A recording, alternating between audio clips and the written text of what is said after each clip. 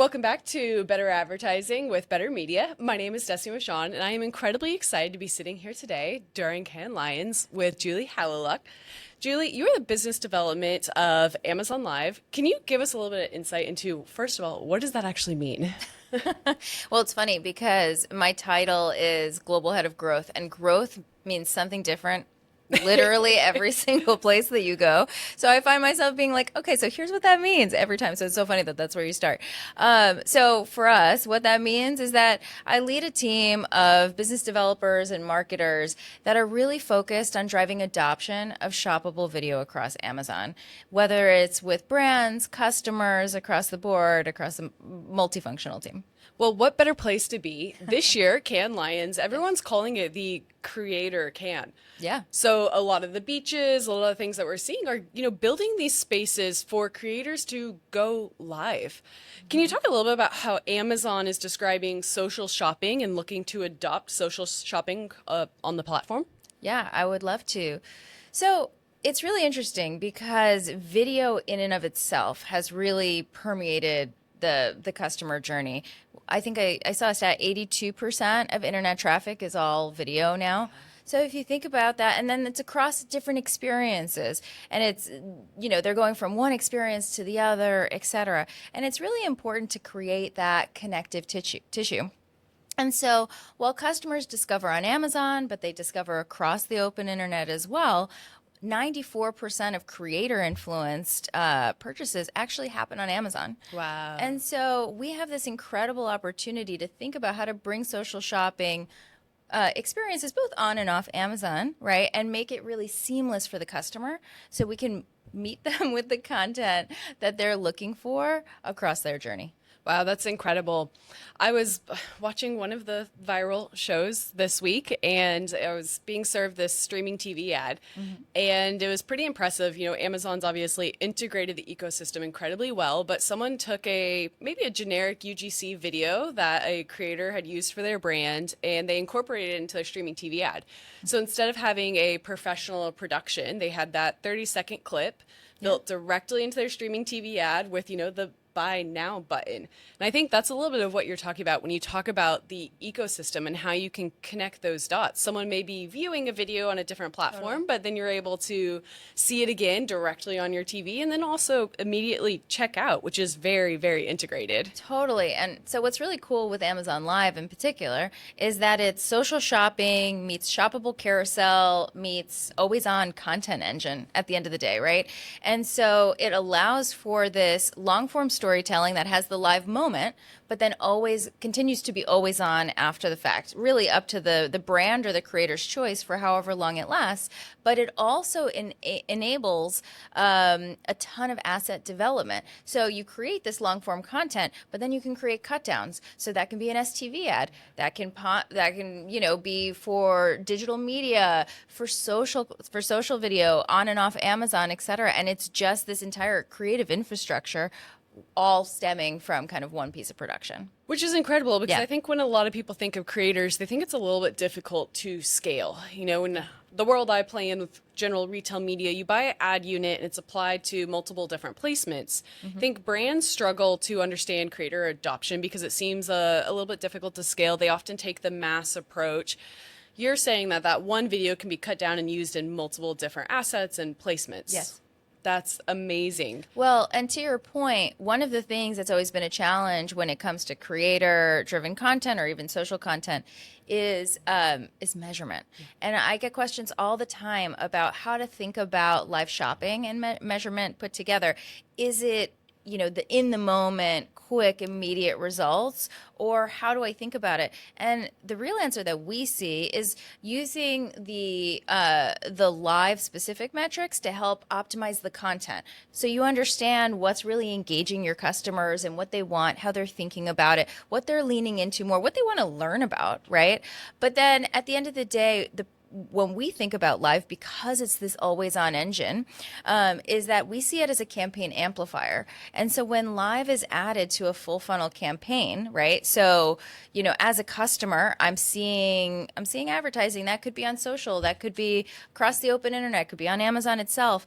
once I've clicked through and now I'm high intent, I want to learn more. I'm met with that longer form content that allows me to engage more deeply. So what does that do? It builds trust. It helps, drive consideration and eventually purchase. So coming back to measurement, how we recommend is to think about campaign amplification. So when live, what does a campaign look like with live or without? And what we repeatedly see is upside in terms of to the overall arching campaign in terms of purchase rates, branded search rates, which are really helpful, detail page view rates, etc. And so it really has that amplifier effect, which we're really excited about and proud of. That's incredible. I think something that brands may be a little bit spoiled by is having too much access to instant gratification insights. We see this a lot with just, inherent PPC. When someone is searching for something, they're looking to purchase then. So when we're educating brands on kind of zooming out, looking a little bit more upper funnel, this is a lot of what we're talking about on the measurement side. We need to expand that viewpoints. Again, I think social media has us trained on instant gratification, but think about how many times you're scrolling and you see an influencer, you don't always immediately check out. One of the things you called out was branded search lift. I've actually worked with a supplement brand who worked with the live team. I've had a chance to tour the studios and it's absolutely incredible. We loved having you. It was a lot of fun. But the way this supplement brand started viewing the space was they actually partnered with one of the live creators that was focused on cooking. So they did a cooking class where they integrated the protein directly into different recipes and things like that. So to your point, on the immediate gratification side, we are really looking for a branded search lift. That was an easy tie-in. The moment the campaign went live, what happened to our branded search? Branded search is always advantageous because it typically means higher intent, less competitors are being seen within a search result page, things like that. But I think one of the big things that we saw there on after is our top keywords had a higher conversion rate. Because what the live did is it actually educated people ahead of time. And I think that's something that a lot of people are forgetting. They really focus on the instant gratification aspect of capturing demand. They forget to create their own demand. And that's something I love about working with creators is you're actually creating demand that maybe didn't inherently exist within your category. I mean, it takes 20, actually, I think it's more than 20 touch points before a customer makes a purchase decision. And so when you think about that, it's very important across a number of touch points to be very consistent, to build that message and allow the customer to engage on their terms. So exactly what you're saying, the live drives to that branded search. We see differences in branded versus co-branded assets when they're mentioning that there's a live. We see differences in intent and so on and so forth, right? And it really is has a payoff in building trust with the customer, and then that pays off in thinking about loyalty and lifetime value for the brand. Lifetime value and trust, those are heavy hitters here. A lot of people, again, are trained on, I need a review advantage, I need a price point advantage. But if you really want to get into that relationship building aspect, it's building the trust and authority. And I think creators are a great way to do that because it's also relatable. You're seeing someone who potentially relates to your current situation, advocate or evangelize a product, which drives so much trust and authority, giving you an inherent competitive advantage. Absolutely. Creators have this just amazing way, and I've probably said this too much, of making a one-to-many relationship feel one-to-one and feel personable. And it could be a scaled creator, it could be a niche creator, but for whatever reason, you find something that you identify with them, right? I mean, and it's actually funny, you can really learn a lot about a person by understanding all the different people that that they follow. But it builds, there's something there that builds that trust. And because of that, right? So, even something as simple as we've talked a lot about live, but even shoppable videos, which are the videos that are on product detail pages, they can come from brands, creators, customer reviews. PDPs or product detail pages, sorry, with a video have a 22% higher conversion rate, but they also have less returns. Wow. Right? And the reason is because you're seeing something and understanding it, but also when you find something and you watch a video from a creator that you trust and is authentic to you, right? Then you know what you're getting, right? And by the way, honesty matters as well, right? So how many creators do I have I seen where they're like, oh, I love this dress and here's how it fits me. Here's what's not great for me. you know what? Sometimes that actually helps me make a purchase decision because I'm like, okay, I get why you don't like that. But for me, that's cool. Absolutely. And that, to your Yeah. point, can be a good thing. A Yeah. lower return rate removes a badge off your product detail page at times. You're filtering out customers that may not be the best fit for your brand, which can be a negative in the long term. You're actually finding a much more aligned audience. Absolutely. So if a brand comes to you and said, video did not work for me, we've talked about all the reasons, why it's a positive. What is your first response? It's almost always the lens that it's being looked at, and I think it goes back to that point of instant gratification and how they're looking at the signals. So it comes down to what was the initial objective when we were thinking about the start of the campaign, whether it's with us or luckily we're very grateful we have a very high client satisfaction rate, but when if it's somebody else that's thinking about it and says, this we've tried it, not for us, it usually comes down to what was the objective, how were they trying to communicate with the customer, and what were the measures of success that they identified from the door. And then it's really an education to drive them back to look at that point of overall campaign amplification. It's become much simpler for us to help educate customers, especially in the United States, because Amazon Live Signals are now integrated into AMC, the Amazon Marketing Cloud. So that allows us to show things like path to purchase and the impact overarching to the campaign. And then once customers can see that type of information, or aggregate case studies, et cetera, for others, if they're just learning, I think it helps significantly. Absolutely. Definitely a big education gap. I think video is incredibly overwhelming. It's moving incredibly fast. And to your point, people don't realize the pieces that can be connected. You shout out Amazon Marketing Cloud. One of the examples that we love to utilize with our brands is if we know someone's running a streaming TV campaign. Streaming TV is typically considered a little bit more upper funnel. You're showing someone an ad while they're sitting on their couch. With Amazon Marketing Cloud, you can pull in those insights and you can actually adjust your bottom of the funnel campaigns. So, for example, if a customer viewed my streaming TV ad and then goes to Amazon and makes a search for a general keyword that may be a little bit competitive, maybe they forgot my brand name, but then they saw my commercial and they're like, oh, I need to search for that, we can actually adjust our bidding strategy. So you're able to directly impact the bottom of the funnel assets you have based on how a user is engaging with something upper funnel. And I think, to your point, that's something that's really been missing when people think about video. And they think of performance marketing versus brand marketing. They see them as two separate buckets. But in reality, because of a lot of the AMC signals, you can now connect the dots on that whole ecosystem. And the consumer journey is not siloed, right? So as marketers, right, fortunately or unfortunately, so many teams are organized by, it's a performance marketing team versus a commerce versus a retail media versus social.